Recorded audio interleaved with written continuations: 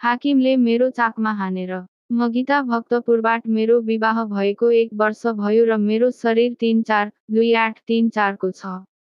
म सिल्म छु र मेरो शरीरको मुख्य आकर्षक भनेको मेरो दुध हो। मेरो दुध ठुलो र मोटो छ, हेर्दा त दुध अहिले झर्ला जस्तो। विवाह अगाडि माइतीमा मेरा धेरै चाहनेवाला थिए, तर मैले कसैलाई ध्यान दिइनँ र एकदम राम्रो परिवार र बुढा पाए। विवाह भएको केही महिनैमै काम गर्न थाले र मलाई मेरो बुढाले निकै मद्दत गर्नुभयो। मेरो अफिसको मतिर अलि नजिक हुन खोज्नुहुन्थ्यो। एक दिन हाकिमले मलाई आफ्नो कोठामा बोलाउनु भयो र कामको कुरामा हाकिमले मेरो दुध र चाकमा हात लानुभयो, तर यो कुनै घटना नभई मेरो हाकिमको चाल हो, किनकि आजभन्दा अगाडि नि यस्तो भएको छ। आज फेरि यस्तो हुँदा मलाई डर लाग्यो।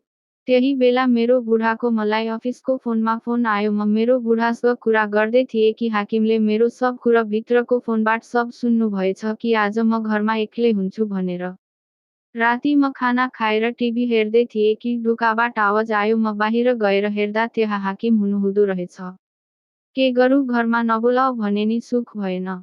सरको लागि चिया बनाएर दिए। सरले मेरो लागि खोइ भन्दा म मेरो लागि नि मैले चिया लिएर आए। सरले मात्र चिया भन्दा म किचनमा गएर बिस्कुट लिएर आए। हामीले चिया पिउँदै थियौँ कि मलाई हल्का नसा भएको जस्तो भयो र मलाई आफ्नो शरीरमा के भइरहेको छ थाहा भएन। यस्तो भइरहेको थियो जस्तै प्यारालाइसिसमा हुन्छ। म सब हेर्न सक्थेँ, तर केहीको विरोध गर्न सक्ने भइरहेको थिइन्।